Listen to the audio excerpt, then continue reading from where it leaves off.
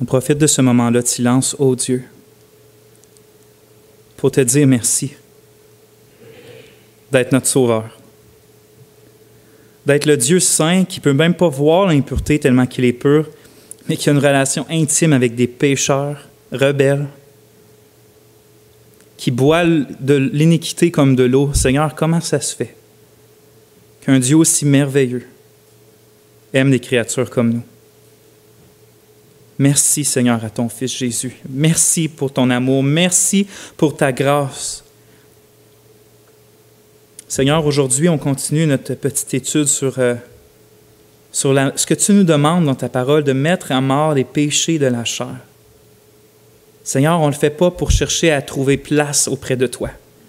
On le fait parce que tu nous as donné une place auprès de toi. Seigneur, c'est toi qui as brisé nos chaînes, qui nous as sortis de notre prison pour nous faire voir ta beauté, pour nous faire trouver, Seigneur, notre plaisir en toi. Puis ce qui nous attriste le plus, Seigneur, c'est lorsqu'on retourne à notre vomi. Seigneur, tu es l'être le plus extraordinaire. Viens, je t'en prie, parler à mon âme. Viens parler à ton peuple. Seigneur, on va voir aujourd'hui que dans ta parole, tu dis de ne pas tuer le péché de n'importe quelle façon, mais par l'Esprit, par ton Esprit. Ce que je te supplie donc, Seigneur, c'est que je ne prêche pas non plus par autre chose que par ton Esprit, pour que tu parles directement à nos cœurs et qu'on sorte d'ici édifié, équipé, enjoué, brisé. Mais Seigneur, avec ta puissance pour accomplir ce que tu demandes, pour la gloire de ton nom, dans la joie de ton peuple. On te demande ces choses-là dans le nom précieux de Jésus. Amen. Je suis vraiment béni d'être là avec vous, frères et sœurs. On va commencer tout de suite parce que le temps est déjà avancé, puis on a un gros message devant nous. Qui règne sur toi? C'est la question que j'ai posée dans la prédication de dimanche passé. Cette question-là était tirée de Romains 6, 12, 14, où qu'on voit l'apôtre Paul utiliser lui-même un langage militaire pour décrire le combat quotidien du véritable chrétien. Puis c'est ça la scène qu'il va nommer en Romains 6. Il va dire qu'il y a un envahisseur qui se nomme le péché, qui cherche à régner à tout prix sur ton cœur et dans ton corps. Et pour faire ça, cet ennemi-là met tous ses efforts à tromper puis à séduire tes désirs. Des désirs légitimes que Dieu t'a donnés, mais ces désirs-là, au lieu de te servir, par exemple, des désirs de faim, de soif, des désirs sexuels, l'appréciation, la réussite, le confort, des choses qui sont légitimes en soi, que Dieu nous donne comme désir, le péché va essayer de les tromper eux, de manigancer pour mentir, pour qu'ils deviennent d'autres choses qu'un désir utile, c'est-à-dire une convoitise charnelle, qui, une fois qu'ils sont devenus des traîtres, donc au lieu de te servir comme la faim, ces désirs-là vont devenir des traîtres pour causer ta ruine, la ruine des gens qui t'entourent, puis qui vont déshonorer le nom de ton Créateur, puis le nom de ton Sauveur, puis le nom de ton Dieu. Ce désir-là, une fois corrompu par le péché, va prendre les armes de ton corps qui sont dans Romains 6, tes mains, tes yeux, tes pieds, tes bouches, ton cerveau, tes organes sexuels, peu importe ce que Dieu a mis sur ton corps, qui sont supposés d'être des instruments pour l'honorer lui, puis servir les autres, puis t'apporter de la joie tant qu'ils sont satisfaits en Dieu. Bien, ces armes-là qui étaient supposées d'être pour Dieu se tournent en armes d'iniquité, en armes d'injustice pour faire le mal. Autant le mal à ton âme que le mal pour ton prochain, puis ultimement contre ton Dieu. Mais l'apôtre Paul, comme on l'a vu, il nous commande quoi? Que le péché ne règne donc pas dans votre corps mortel. Et ne livrez pas vos membres au péché comme instruments d'injustice, mais, au lieu de faire ça, mais livrez-vous vous-même à Dieu et vos membres à Dieu comme des instruments de justice. Verset 12-13. Bien-aimés du Seigneur, vous qui êtes aimés de Dieu, dites-moi, ou dites-vous, qui est celui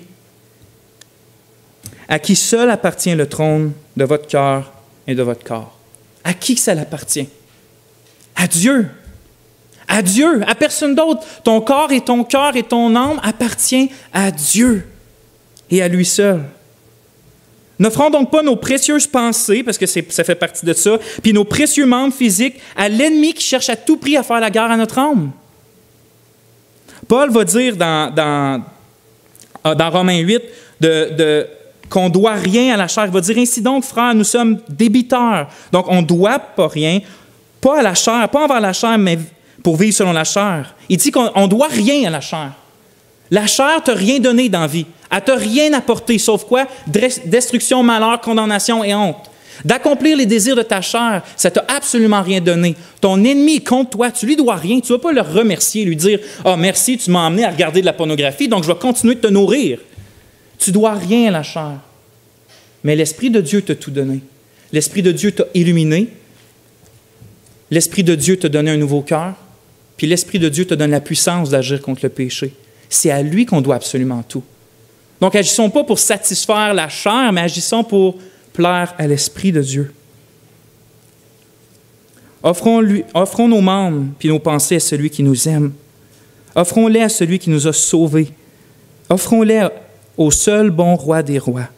Offrons-le au plus digne. Offrons-le à notre Dieu comme des instruments de justice qui va bénir notre prochain au lieu de le maudire, qui va honorer notre Père céleste au lieu de le déshonorer et qui va apporter de la joie à son Fils Jésus-Christ.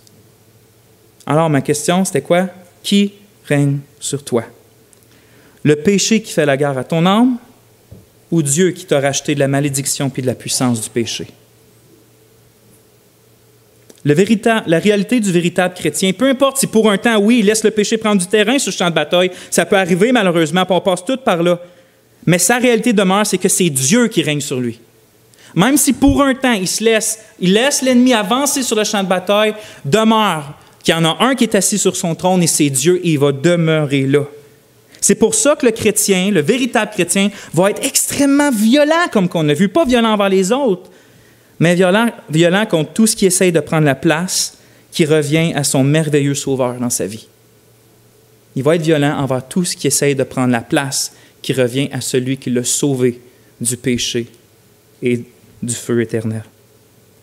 Maintenant, on a vu la semaine dernière quelque chose de l'importance puis de l'urgence de ce combat-là dans notre vie. La phrase du puritain John Owen, le livre que j'ai donné tantôt, résume assez bien ce qu'on a vu dans le dernier message. Il faut que vous soyez continuellement occupés à tuer le péché, sinon c'est lui qui vous tuera. Si on n'est pas quotidiennement en train de tuer le péché dans notre cœur, c'est lui qui va nous tuer. Est-ce qu'il parle trop fort, John Owen? Est-ce que ça n'a pas de sens? Il va trop loin quand il dit ça. Paul dit, « Car si vous vivez selon la chair, vous mourrez. Mais si par l'Esprit vous faites mourir les actions du corps, vous vivrez. » Je voulais juste l'adresser tout de suite là parce que je pense que ça peut rendre certaines personnes confuses. Qu'est-ce que Paul veut dire quand il dit que si vous accomplissez les désirs de la chair, vous mourrez? Il parle-tu de la mort physique? Oui, mais plus que ça, parce que même ceux qui vivent selon l'Esprit vont mourir de la mort physique, à moins que le Seigneur revienne avant. Il parle de la mort éternelle. Ce qu'il dit, c'est que si on accomplit les désirs de la chair, on va mourir pour l'éternité. On va être en enfer pour l'éternité. Mais la question, c'est, mais Paul, il parle à des chrétiens. C'est à des chrétiens qu'il écrit sa lettre. Est-ce qu'il veut dire d'abord que le salut qu'ils ont reçu de Dieu peuvent le perdre? Non, ce n'est pas ça qu'il veut dire. On voit clairement dans l'Épître aux Romains que celui qui a justifié des pécheurs coupables va leur donner la vie éternelle coûte que coûte. Que celui qui nous a donné l'esprit d'adoption va s'arranger pour qu'on reste jusqu'à la fin. En Romains 8, Paul va dire que celui qui nous a appelés, nous a aussi justifiés, il va nous glorifier aussi. Il nous a glorifiés. C'est tellement sûr que ceux qui ont été appelés puis ceux qui ont été justifiés vont être glorifiés qu'il peut en parler comme au passé. Donc oui, tous ceux qui ont été sauvés par grâce, aujourd'hui, sont sûrs d'être gardés pour l'éternité. Ça ne veut pas dire qu'il n'y a pas une part de responsabilité. Dieu travaille au travers de notre responsabilité, mais ils vont être gardés. Donc, qu'est-ce que Paul veut dire là? Tout simplement, ce qu'il veut dire, c'est que si on lit Romains 8 à partir du début, tous ceux qui sont sauvés ont l'Esprit de Dieu. Et l'Esprit de Dieu agit dans leur cœur, agit dans leur corps, va mettre à mort les actions du corps. Si tu vis une vie constante de satisfaction de ton péché, quelle est la preuve que tu as vraiment l'Esprit de Dieu en toi? Est-ce que c'est en mettant à mort les actions du corps que tu vas être sauvé? Non. Mais c'est la preuve que l'Esprit habite en toi si tu mets les actions du corps à mort.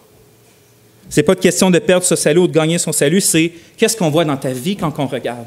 Quand tu te regardes dans le miroir, est-ce que tu vois quelqu'un qui, oui, est brisé, oui, tombe, mais se relève parce que l'Esprit de Dieu l'amène toujours à la croix et lui fait dominer ses péchés au fil de sa vie. Des fois, ça va mieux, des fois, ça va moins bien, mais ça continue d'y aller jusqu'à la fin. Ou on voit quelqu'un qui se nomme chrétien, quelqu'un qui a pris une prière, quelqu'un qui parle chrétien, quelqu'un qui va dans les églises, mais quand tu regardes à la vie, au film de sa vie, tu vois quelqu'un qui constamment cherche à satisfaire les désirs de sa chair. Paul va dire que si quelqu'un est comme ça, il va mourir à la fin, parce qu'il n'est vraiment pas chrétien. Il n'a pas l'Esprit de Christ. Donc c'est pour ça que c'est important. Les vrais chrétiens veulent mettre à mort leurs péchés, parce qu'ils désirent avoir plus de leur Sauveur dans leur vie, puis être en meilleure communion avec leur Dieu. Mais faites attention de vous leurrer vous-même si vous n'avez aucunement le désir de mettre à mort le péché dans votre vie. Maintenant, le dernier message était donc, puis ce que je viens de faire, un peu un wake-up call, un appel à la prise de conscience qu'il y a une guerre qui fait rage dans nos vies, mais qu'on semble bien trop souvent oublier. La guerre pour le trône de notre cœur. Aujourd'hui, mon désir, c'est qu'on médite plutôt comment tuer le péché dans nos vies. Pour les chrétiens, comment les chrétiens mettre à mort le péché qu'ils détestent dans leur vie. C'est bien beau savoir que je suis dans le milieu d'un champ de bataille puis que l'ennemi est sans pitié, mais c'est beaucoup moins beau si je le sais, mais que je ne sais pas comment combattre ou que je ne sais pas comment m'équiper. Mais en fait, c'est tellement important de savoir comment Dieu nous enseigne à mettre à mort le péché dans nos vies.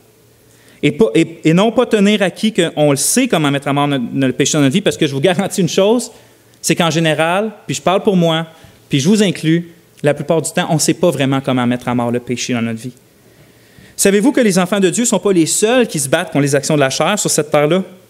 Il y a beaucoup de religions, il y a beaucoup de sectes, il y a même des athées qui cherchent souvent à arrêter une action spécifique de la chair parce qu'elle leur cause du tort. Certains alcooliques veulent arrêter d'être alcooliques parce que c'est en train de détruire leur vie. Ils n'ont pas besoin d'être chrétiens, ils n'ont pas besoin d'avoir l'Esprit de Dieu pour vouloir arrêter certains péchés quand ça leur cause du tort. Moi, avant d'être chrétien, quand j'étais pris avec la drogue, je ne voulais pas arrêter le péché parce que je voulais de plus en plus goûter comment Jésus était bon. Je voulais arrêter le péché parce que c'était en train de tuer ma vie puis mon corps, littéralement, puis ça me faisait paraître comme un rien du tout en face de tout le monde, juste parce que ça me causait du tort. Ça peut être par toutes sortes de choses que les gens essayent de couper le péché dans leur vie, même s'ils ne sont pas chrétiens. Ça peut être par l'obéissance extérieure stricte à des commandements, comme la plupart des religions. Ça peut être même par des mutilations, ou par des épreuves physiques difficiles, ou ça peut être par des mantras, ou de l'hypnose, ou par l'exercice de leur propre volonté. C'est quoi le mantra qu'on entend souvent? Si tu le veux vraiment, tu vas arrêter. Si tu le veux vraiment, tu vas arrêter. Donc, exerce ta volonté propre au maximum. Si tu le voudrais vraiment, tu arrêterais. Quel mensonge qui jette du monde à terre. J'ai essayé de me convaincre, moi, avec ça. Vincent, veux-le. Vincent, fais-le. Vincent, tu es capable. Vas-y, tu as la volonté pour le faire. Ça n'a jamais marché. C'était comme me tourner dans un sang mouvant puis m'enfoncer de plus en plus. Mais selon l'enseignement de la Bible, ces moyens-là que je viens de nommer sont aussi charnels que les péchés qu'il essaye d'enlever. Ce n'est pas des moyens que Dieu donne pour mettre à mort nos péchés. Le combat des véritables chrétiens contre leurs péchés est fondamentalement différent de tout ce qu'on peut voir ailleurs. Puis ça, parce qu'il n'est pas centré sur l'homme, il est centré sur l'Évangile, la bonne nouvelle du Seigneur Jésus-Christ. La bonne nouvelle du Seigneur Jésus. Son fondement est fondamentalement différent. Il ne s'appuie pas sur la loi, mais il s'appuie sur la grâce. Donc, il ne s'appuie pas sur une loi qui dit « fais ceci et tu vivras », mais il s'appuie sur la grâce qui dit « je t'ai fait vivre, maintenant vis ». Sa puissance est fondamentalement différente parce que le chrétien qui fait le combat de la mortification de ses péchés, il ne combat pas son péché par sa propre force, par sa propre volonté, mais par l'Esprit de Dieu. Il combat par une autre personne, qui est l'Esprit de Dieu. Son but aussi est fondamentalement différent parce que le chrétien qui cherche à combattre son péché ne cherche pas à devenir quelqu'un qu'il n'est pas, mais il cherche à devenir celui qu'il est véritablement en Jésus-Christ. Il n'essaie pas de devenir quelque chose ou d'atteindre quelque chose. Il est quelque chose en Jésus-Christ et il cherche à le manifester de plus en plus dans sa vie. Voilà donc ce que je vous propose aujourd'hui. Dans mon premier point, je vais parler davantage de ce que du premier puis du dernier point que je viens de mentionner. C'est-à-dire que le chrétien ne s'appuie pas sur la loi et il n'essaie pas de devenir quelqu'un qu'il n'est pas, mais plutôt il s'appuie sur la grâce et cherche à devenir quelqu'un qui l'est véritablement en Christ. Ça va être mon premier point. Mon deuxième point va être entièrement consacré à expliquer qu'est-ce que ça veut dire de tuer le péché par l'Esprit, parce que c'est ça le titre de mon message. Les chrétiens tuent leur péché par l'Esprit. Qu'est-ce que ça veut dire, ça? Puis finalement, et rapidement, parce que le temps va aller assez vite, mon troisième puis dernier point va être de donner quelques considérations bibliques cruciales pour ne pas oublier, quand on combat contre notre péché. Le point principal de mon péché, Ça, non. Ça, écoutez-le même pas si je dis des affaires de même, OK? Le point principal de mon message, ça va être le premier puis le deuxième. Vous allez voir c'est quoi notre fondation, puis comment on fait concrètement tous les jours pour battre notre péché. Mais il y a d'autres choses qui tournent alentour de ça qui est important de considérer, puis je vais essayer de les dire rapidement à la fin. Alors, on va prier, puis on va continuer.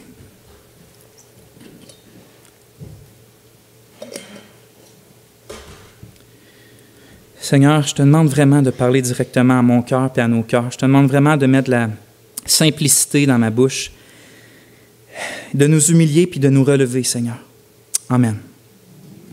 Donc, comment le chrétien peut-il se battre contre et mettre à mort le péché qui cherche à régner sur lui? La première réponse, c'est par la grâce. La première réponse à ça, c'est comment qu'un chrétien met à mort son péché? Par la grâce. C'est quoi essentiellement la grâce? C'est quelque chose que Dieu nous donne ou qu'il fait pour nous alors qu'on ne le mérite aucunement. Ça, c'est la grâce essentiellement. Dieu fait quelque chose pour toi ou Dieu te dit quelque chose ou Dieu est quelque chose pour toi que tu ne mérites absolument pas. C'est par pure grâce, c'est un pur cadeau. Tu n'as rien fait pour l'avoir. Mon premier point, tuer le péché par la grâce. Écoutez de quelle manière l'apôtre Paul exhorte ses lecteurs avant de leur dire que le péché ne doit pas régner dans leur corps. On a vu ça la dernière fois. Avant de leur dire que le péché doit régner dans leur corps, il leur dit ça. Chapitre 6, verset 11 de Romains. De même, vous aussi, considérez-vous vous-même comme morts au péché, mais comme vivants à Dieu dans le Christ Jésus. Le verbe là, l'action là. De même, vous aussi, considérez-vous vous-même comme morts au péché, mais comme vivants à Dieu dans le Christ Jésus. L'une des manières de combattre le péché est donc par une action, oui, de la volonté. Tantôt, j'ai dit que ce n'est pas principalement ça.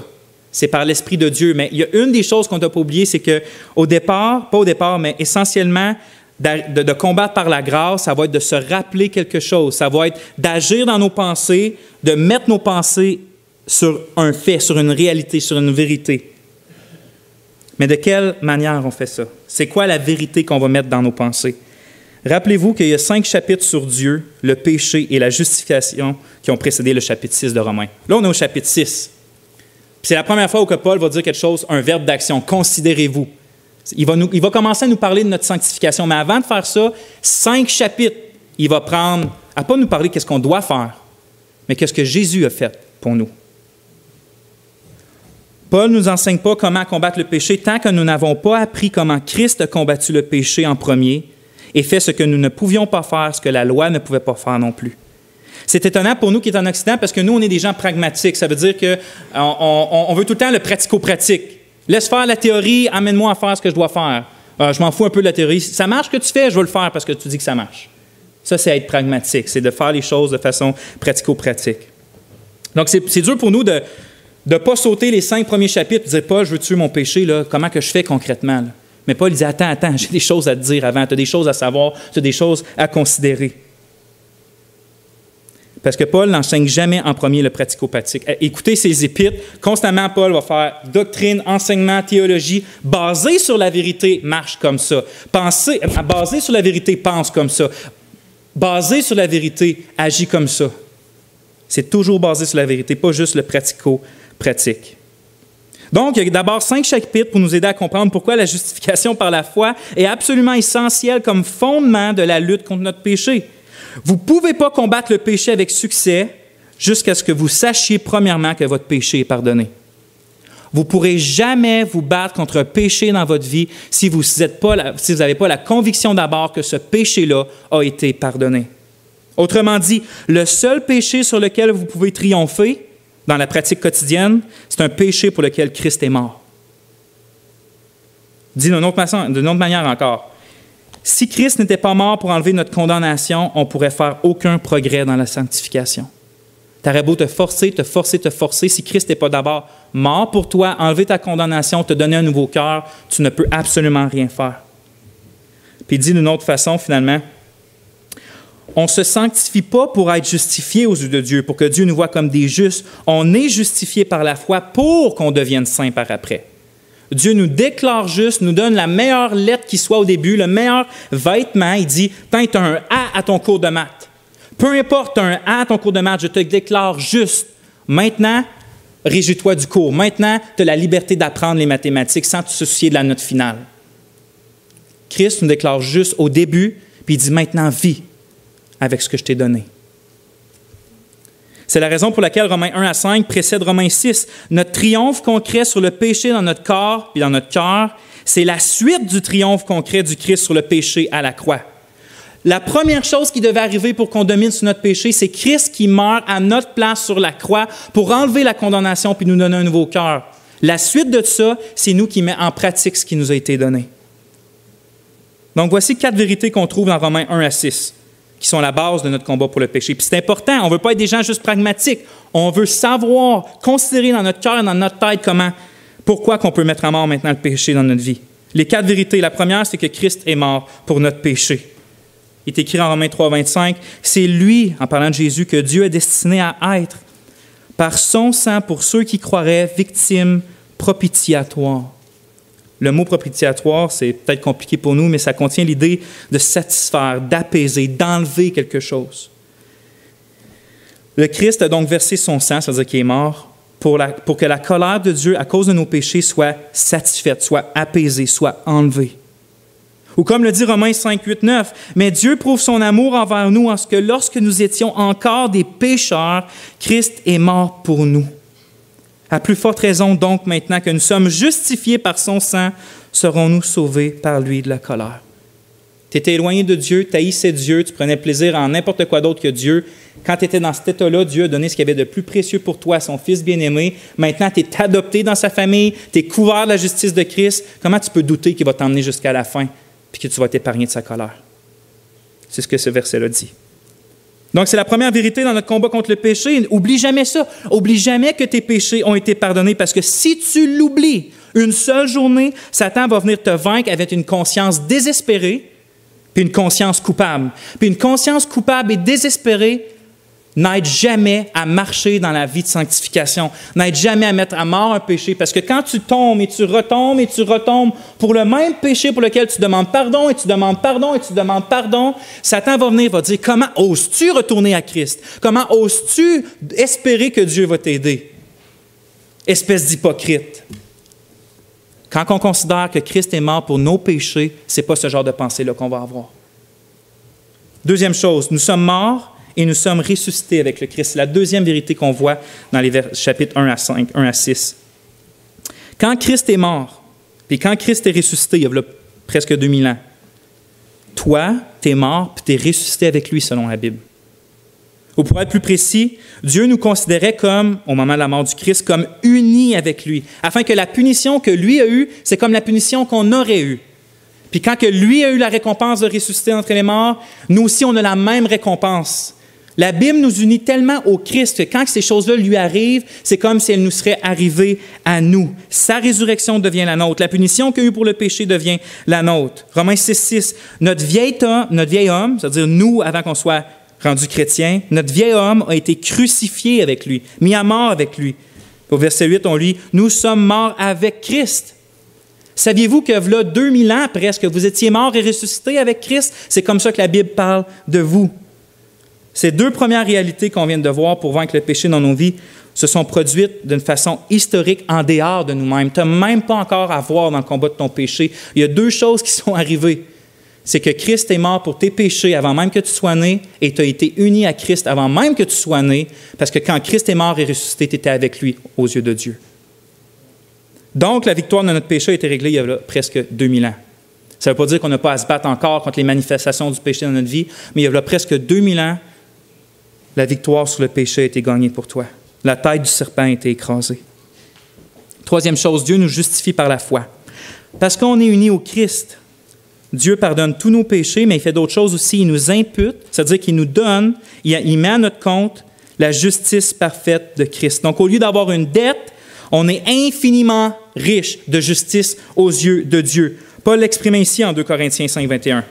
Celui qui n'a point connu le péché, en parlant de Jésus, celui qui n'a point connu le péché, Dieu l'a fait devenir péché pour nous, afin que nous devenions en lui justice de Dieu. Qu'est-ce que ça veut dire, ce verset-là? Ça veut dire que de même que Dieu a estimé, a vu, a traité Christ comme s'il serait pécheur, il ne l'était pas, mais comme s'il serait pécheur, puis il l'a traité comme s'il serait pécheur, alors qu'il était juste, De même, Dieu nous considère à cause de lui, puis il nous traite à cause de lui comme si on serait des justes, même si on est pécheurs. Il y a eu un échange de manteaux. Ton manteau sale et pourri et plein de sang a été donné à Christ. Dieu l'a jugé à ta place et son manteau parfaitement juste a été donné, été traité par Dieu constamment comme si tu serais parfaitement juste de la même justice que son Fils bien-aimé. Pensez à ça la prochaine fois que vous tombez. Au lieu d'écouter la conscience qui vous accuse, allez jusqu'à la croix. Rappelez-vous que Dieu ne vous voit pas comme un pécheur. Ça ne veut pas dire que vous n'avez pas besoin de vous repentir et de demander pardon, mais il vous voit comme un juste, comme son Fils bien-aimé. Quatrièmement, on n'est plus esclave du péché, puis je n'ai parlé la dernière fois. C'est la quatrième vérité qu'on voit. L'une des conséquences extraordinaires du fait qu'on est unis à Jésus-Christ, c'est lorsqu'on est mort avec lui, vous vous rappelez, il y a 2000 ans, quand on est mort avec lui, notre nature pécheresse est comme aussi morte avec lui. Romains 6,5. En effet, si nous avons été identifiés avec lui dans la ressemblance de sa mort, nous le serons donc aussi dans la ressemblance de sa résurrection, sachant ceci que notre vieil homme a été crucifié avec lui, afin que le corps du péché soit annulé pour que nous ne soyons plus asservis au péché, plus esclaves du péché. Ce n'est pas un langage purement poétique, frères et sœurs, c'est une réalité. Le péché, si vous êtes chrétien, si vous êtes unis à Jésus, le péché ne domine plus sur toi à cause du Christ. Ça ne veut pas dire qu'il ne peut pas t'influencer d'une manière ou d'une autre, qu'il ne peut pas te mentir, qu'il ne peut pas te tenter, mais à cause que le péché n'est plus ton maître, il était ton maître avant que tu sois à Christ, mais maintenant, puisqu'il n'est plus ton maître, la seule façon qu'il règne sur ton cœur ou sur une partie de ton corps, c'est parce que tu lui en donnes la permission. Parce qu'il ne peut plus t'obliger à lui obéir, contrairement à avant. C'est parce que tu lui donnes la permission de le faire. Maintenant, comprenez-vous pourquoi je dis que notre combat contre le péché est radicalement différent, puis c'est parce qu'on est fondé sur la grâce. Ces quatre vérités-là, soit le fait que Christ est mort pour nos péchés, qu'on est mort et ressuscité avec Christ, que Dieu nous justifie par la foi, puis qu'on n'est plus esclave du péché, c'est toutes des réalités qui nous ont été uniquement données par la grâce. Qu'avez-vous fait pour plus être esclave du péché?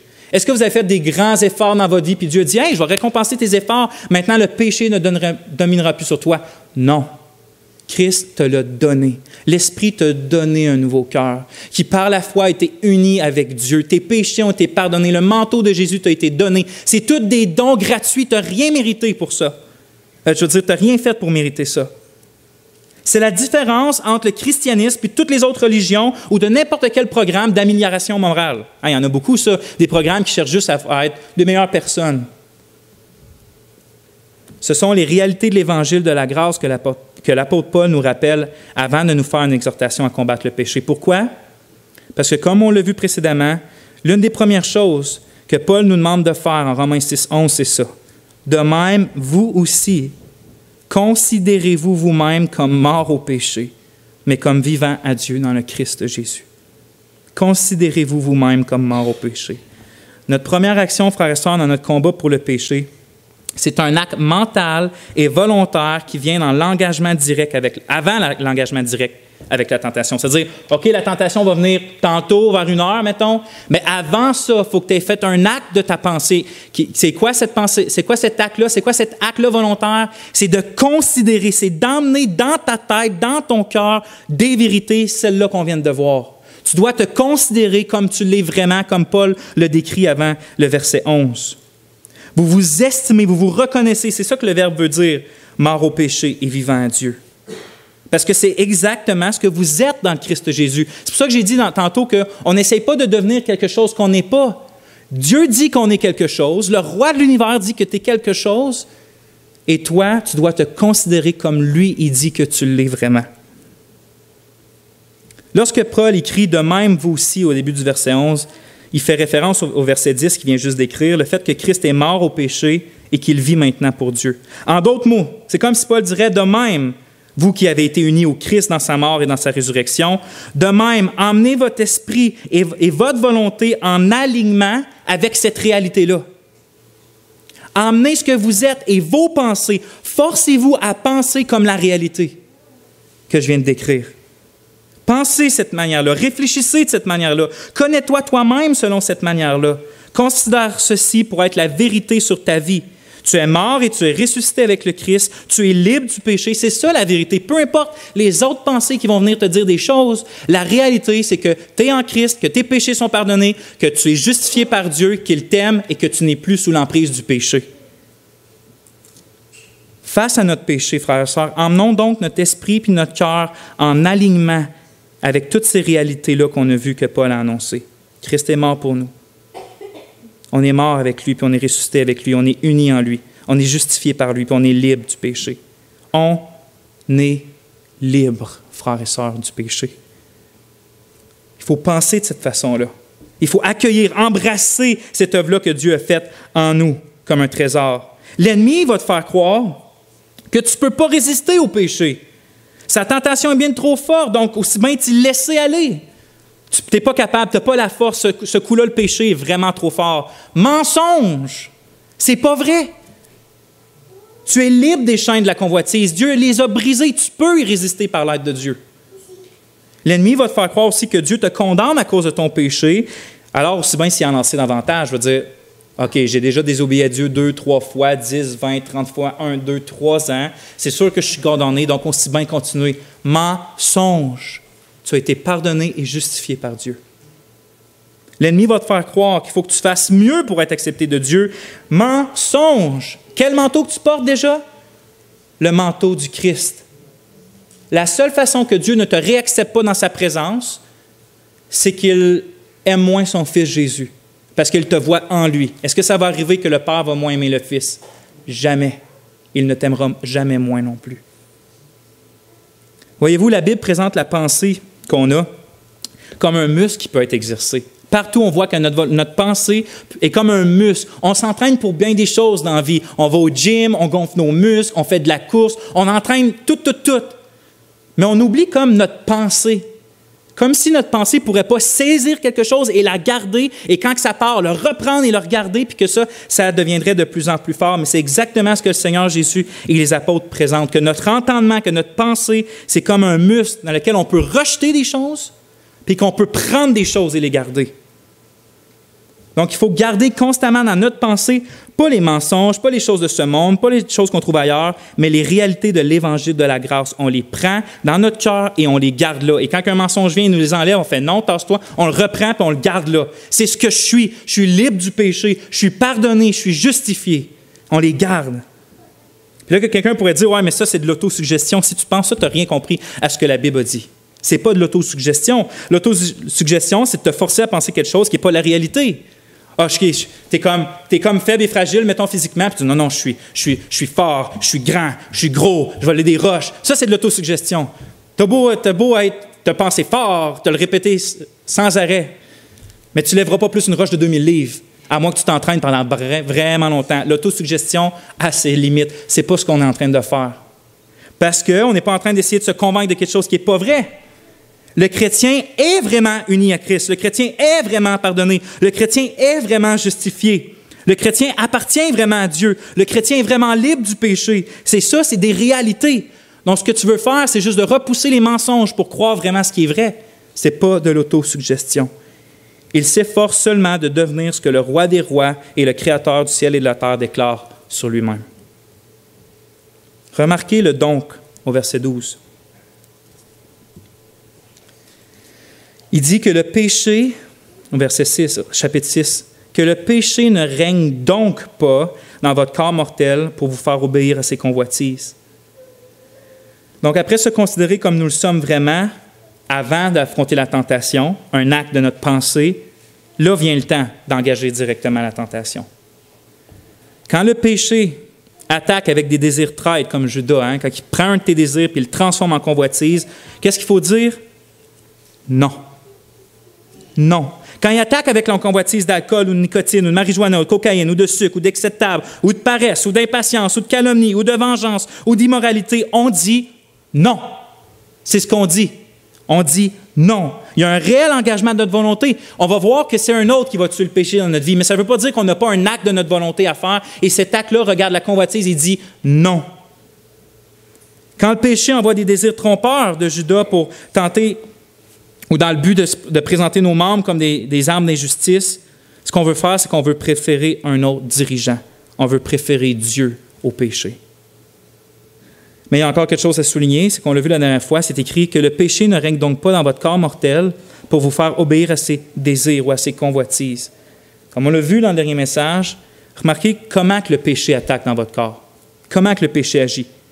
Il agit comment? Par les désirs. Ton corps a des désirs légitimes, comme j'ai dit au début de nos messages. Le péché cherche à les corrompre pour posséder une partie de ton corps. Ta bouche, tes organes sexuels, tes bras, tes mains, tes pieds, ton cerveau, peu importe. Notre volonté est conduite, frères et sœurs, parce qu'on désire vraiment. C'est la raison pour laquelle il est dit que l'homme qui n'est pas ou qui est sans l'Esprit de Dieu, il ne peut jamais vraiment se soumettre à Dieu parce que ses désirs sont tournés sur tout sauf sur Dieu. C'est pour ça que l'homme naturel ne se soumet pas à la loi de Dieu en Romains 8. Parce qu'il n'y a pas le désir de Dieu et sa volonté va toujours suivre ses désirs. La volonté, c'est comme le bras du désir. Tu désires, il va toujours suivre ce que tu désires vraiment. Mais pour nous qui avons un cœur nouveau, le péché peut quand même réussir à s'installer en nous, puis ça, il va le faire en mentant et en trompant nos désirs. Il le fait en nous trompant par des mensonges. Il nous prenait que telle ou telle chose, même si c'est contre Dieu, même si ça va contre qui est vraiment Dieu, ça va être meilleur que Dieu. C'est comme ça que le péché va réussir à corrompre tes désirs. Il va te promettre quelque chose. Le combat contre le péché revient donc à désirer davantage Dieu que le péché. C'est là que se passe le combat. On l'a vu la dernière fois, on ne s'attaque pas aux pommes de l'arbre, on va aller aux racines. Puis la racine, c'est quoi? C'est les désirs. Où sont tes désirs? Ils sont-ils pour Dieu ou ils sont pour d'autres choses?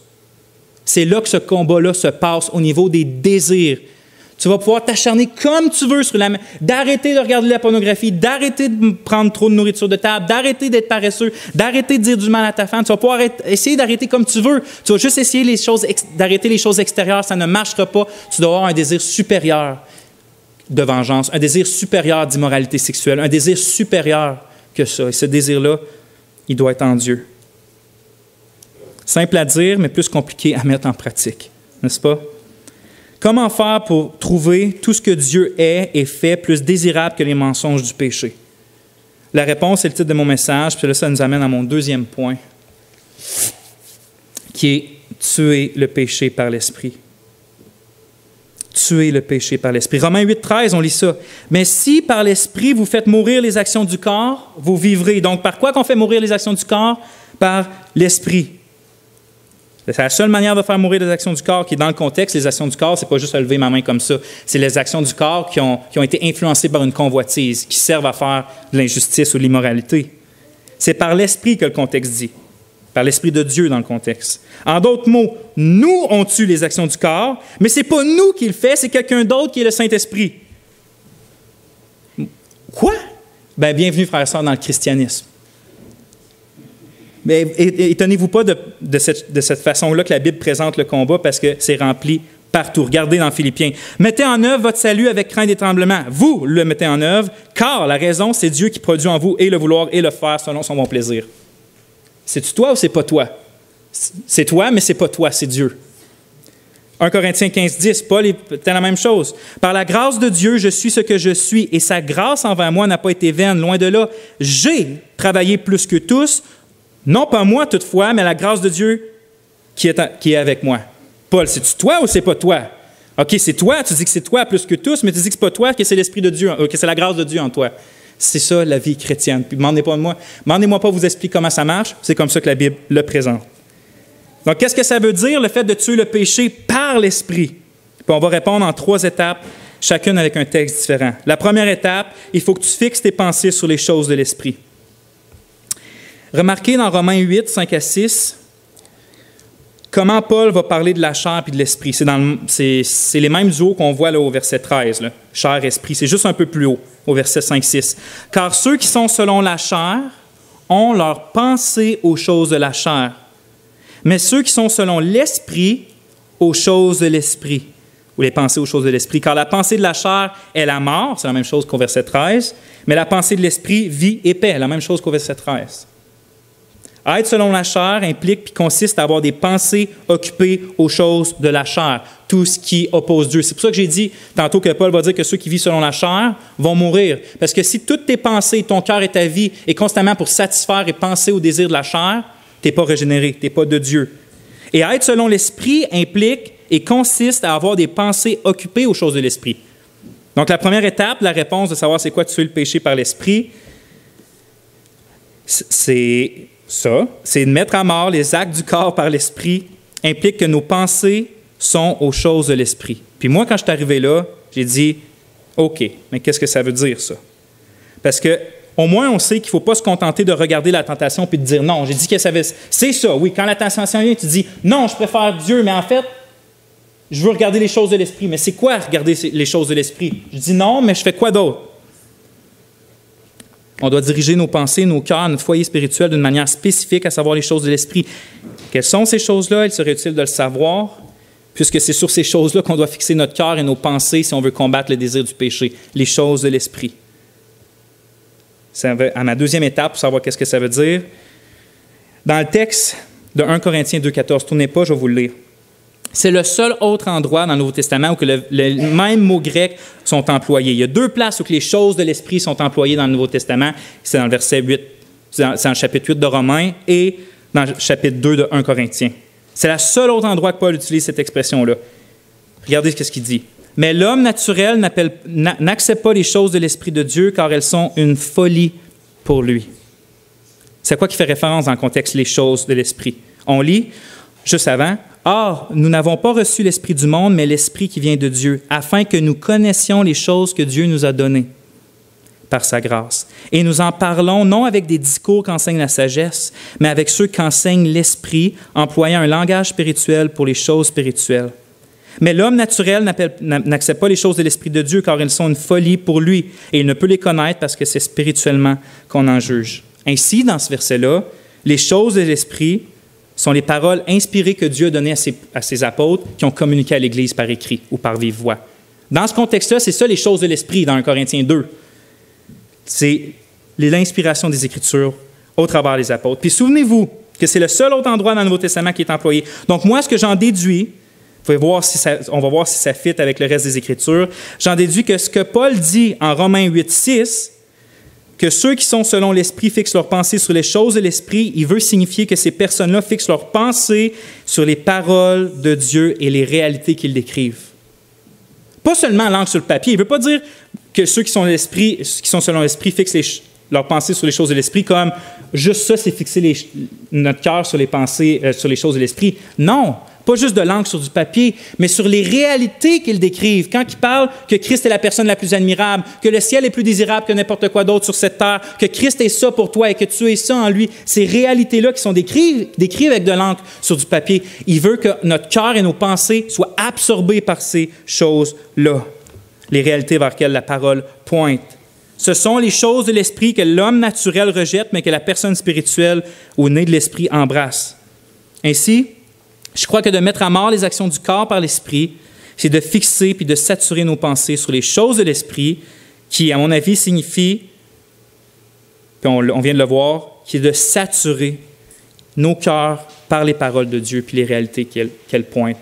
De saturer, c'est-à-dire de remplir jusqu'à débordement nos cœurs sur les choses de la parole de Dieu. Frères et sœurs, quelle est la seule arme offensive de l'armure du croyant qu'on voit dans Éphésiens 6? C'est quoi la seule arme offensive? Il y a un casque, il y a une ceinture. C'est quoi? Avant la parole, c'est l'épée de l'Esprit. Il y a juste une arme pour tuer dans l'armure. Il y en a juste une. Tout le reste, c'est une armure. Il y a une épée. Et cette épée-là qui sert à tuer, c'est l'épée de l'Esprit. Puis plus précisément, Caro l'a dit, c'est quoi l'épée de l'Esprit? C'est la parole de Dieu. Est-ce que vous voyez le lien? En Romains 8,6, nous sommes appelés à tuer les actions du corps par l'Esprit en fixant nos pensées sur les choses de l'Esprit. OK? Ça, c'est Romains 8. Ensuite, en 1 Corinthiens 2, les choses de l'Esprit, c'est quoi? Les paroles inspirées aux apôtres, donc la parole de Dieu. Puis en Éphésiens 6, on voit que la seule arme offensive qu'on possède en tant que croyant, c'est l'épée de l'Esprit qui est la parole de Dieu. C'est la seule arme qu'on a. Avec quoi que Christ a vaincu les tentations que Satan lui donnait dans le désert? La parole de Dieu, écrite dans l'Ancien Testament. L'Esprit tue donc les actions du corps par sa parole inspirée. C'est l'Esprit, il va utiliser quoi? Il va utiliser la parole que lui-même a donnée pour tuer les actions du corps. Est-ce que c'est tout? C'est tout ce qu'on doit savoir? Pas tout à fait. La question qui demeure pour moi, en tout cas, c'est celle-ci.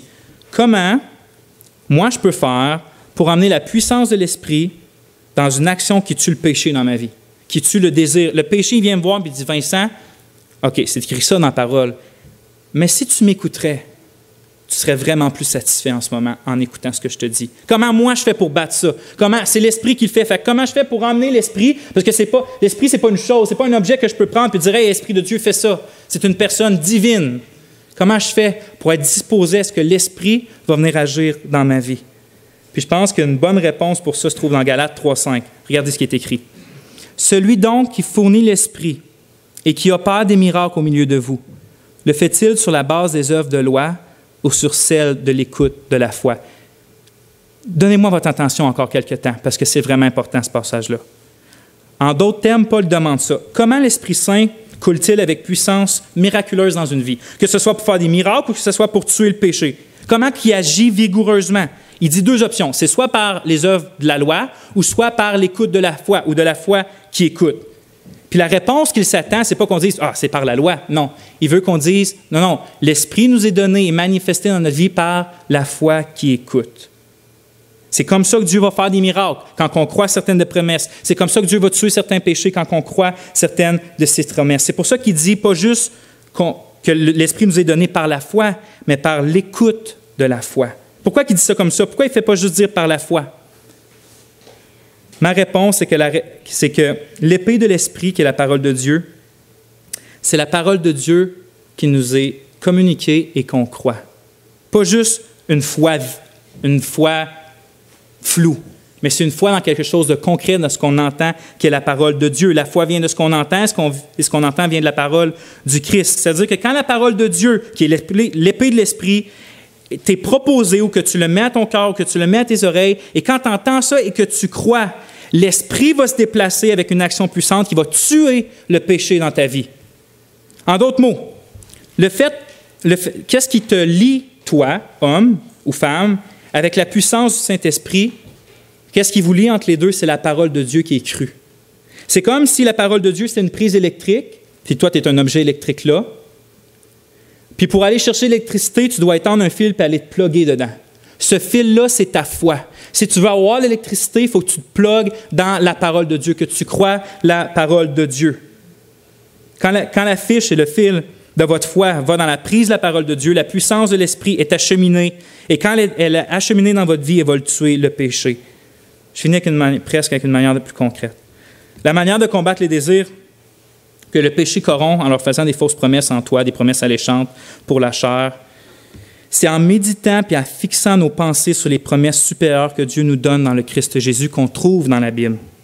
En accueillant les promesses de Dieu dans nos cœurs, puis en y méditant jour et nuit, l'Esprit fait naître la foi en nous, puis rend les réalités de Dieu plus satisfaisantes que les réalités du péché, de tout le reste en fait.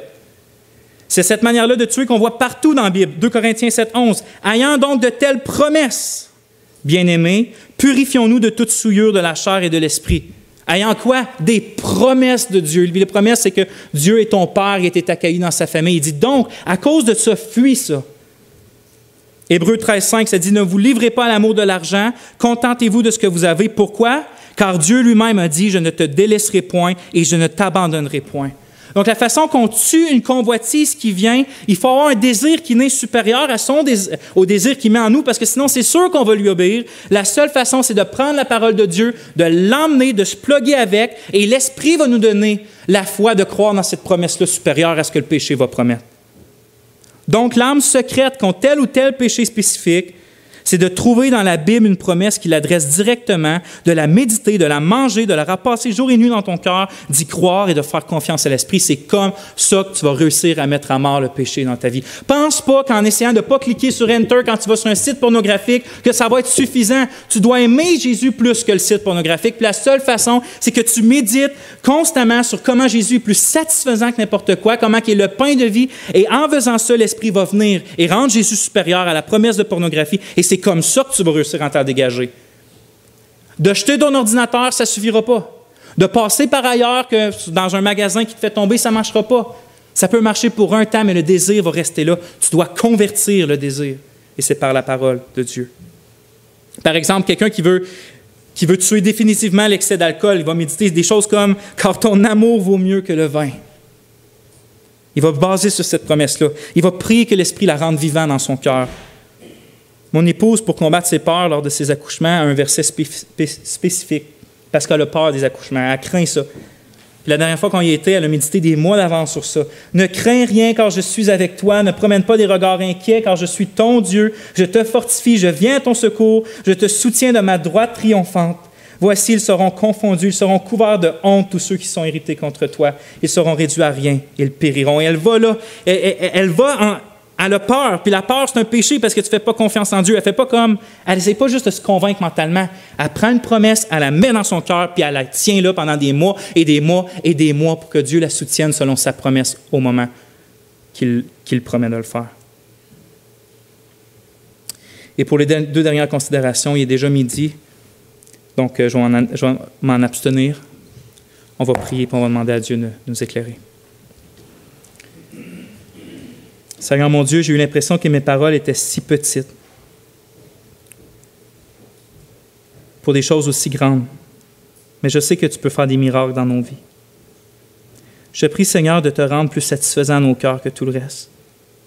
Je prie, Seigneur, de venir vaincre le péché dans nos vies parce qu'on déteste agir, Seigneur, contre ce qu'on est vraiment. On t'aime par le nouveau cœur que tu nous as donné. On te désire, Seigneur. On veut te demander pardon pour toutes les fois où on prend d'autres choses. Viens vaincre les mauvais désirs en nous. Rends-toi, Seigneur, brillant en nos cœurs. On te demande pardon, mais on te fait confiance, Seigneur. Merci. Amen.